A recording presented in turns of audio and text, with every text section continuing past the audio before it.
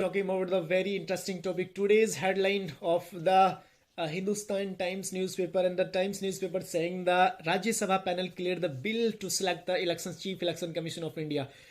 सबसे पहले आज हम समझने की बात करते हैं कि अभी जो प्रोसेस है chief election commission of India का वो क्या है और गवर्नमेंट ऑफ इंडिया इसमें क्यों चेंज करना चाहती है, और अगर ये चेंज होता है तो opposition call it totally boycott and said it is Narendra Modi led government BJP are going to killing the democracy of India.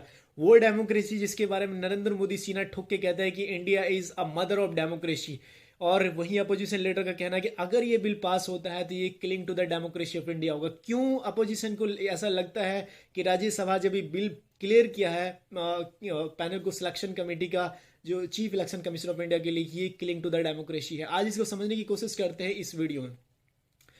सबसे पहले मैं आपको बताऊंगा इलेक्शन कमीशन को हम लोग सिलेक्ट करते हैं आर्टिकल 324 से लेकर आर्टिकल 329 के बीच में। ये एक बड़ा इंपॉर्टेंट है, ये भाग 15 का हिस्सा है। भाग 15 में 324 से 329 आर्टिकल ऑफ इंडिया इसमें इसके बारे में बात करता है, इलेक्शन कमीशन ऑफ इंडिया के बारे में। ऑन द अमेंडमेंट ऑफ 1989, इससे पहले एक ही chief election commission of India हुआ करता था। चीफ इलेक्शन कमीशन तो एक ही है लेकिन पैनल में एक ही आदमी हुआ करता था, मुख्य चुनाव आयुक्त। और जब ये अमेंड किया गया 1989 में, तो 1993 में फर्स्ट टाइम दो अलग मेंबर लेके आए गए, यानी chief election commission of India और दो इसके मेंबर बनाए गए, यानी 3 मेंबर की पैनल बनाई गई।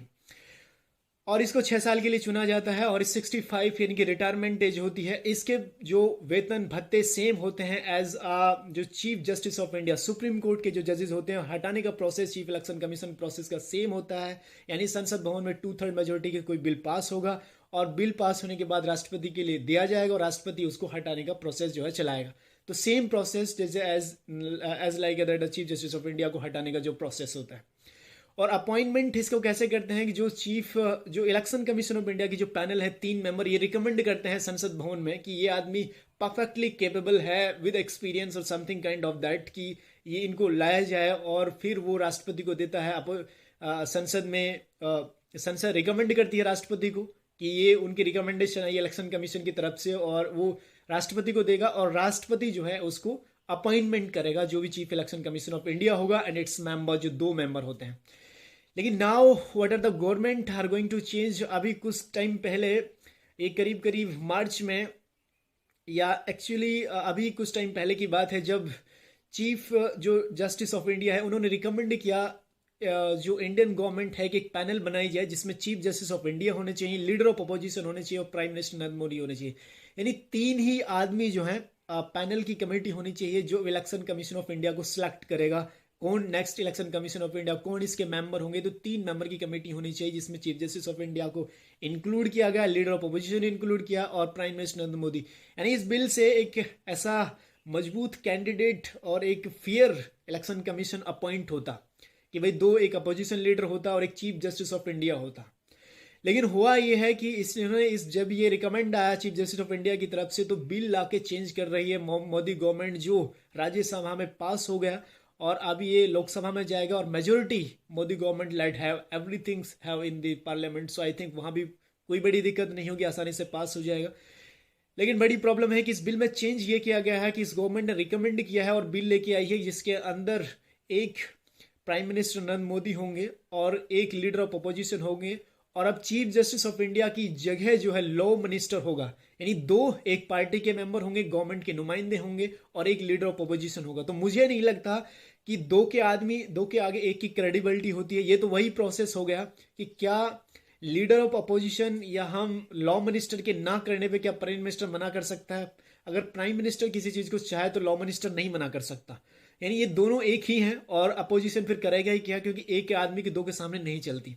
सो दैट इज वेरी सिंपल, और इससे हमारा जो डेमोक्रेटिक वे ही चेंज हो जाएगा इंडिया का, क्योंकि जो chief election commission of India और इलेक्शन कमीशन ऑफ इंडिया यही रिकमेंड करता है कि नेक्स्ट जो state election commission of India होंगे वो कौन होंगे, और उनको सिफारिश करता है अपॉइंट करने के लिए कि ये रिकमेंड करता है कि they are the good for the state election commission of India.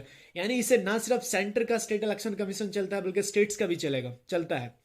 तो ये एक बड़ा अनफेयर देखने को मिल रहा है, और जिसमें क्लियरली, और ये अपने ही जो इनके पुराने पार्टी के जो लीडर रहे हैं लाल कृष्ण आडवाणी, उनकी भी जो कही हुई बात को वायलेट कर रहे हैं। उन्होंने एक कमेटी रिकमेंड की थी कि 5 मेंबर कमेटी होनी चाहिए to selection a chief election commission of India. उस कमेटी के अंदर पहला मेंबर होना चाहिए कि प्राइम मिनिस्टर हो, एक मिनिस्टर होना चाहिए, लीडर ऑफ अपोजिशन होना चाहिए लोकसभा, और लीडर ऑफ अपोजिशन राज्यसभा होना चाहिए, चीफ जस्टिस ऑफ इंडिया होना चाहिए। ये 5 मेंबर की कमेटी उनकी, अगर ये भी होता तो भी ठीक था।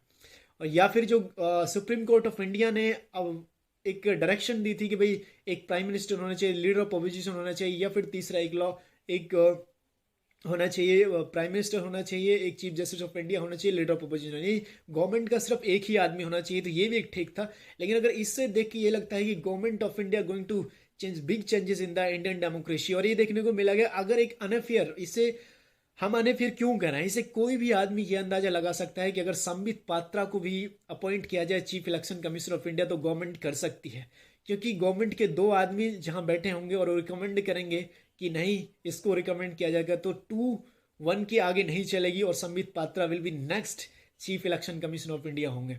तो ये बहुत अनफेयर है जो क्लियरली दिखता है, और इस तरह से Indian governments are going to under control every system, every democratic way, democratic जो एजेंसीज बनी हुई हैं उनको लग रहा है कि सबको अब अपने हाथ में लेने चाहती है। इलेक्शन कमीशन हाथ में आ जाएगा शायद नेक्स्ट टाइम। सुप्रीम कोर्ट के जो जजेस हैं जिस तरह उसको अपॉइंट किया जाता हो सकता है उसका भी कोई अमेंडमेंट देखने को मिले, तो बहुत कुछ देखने को मिलेगा, और फिर फेयर इलेक्शन की शायद हम काम नहीं क्या कर सकते हैं। So that is are very big blunders going to happen in the selection committee or panel to select the chief election commission of India and its 2 members.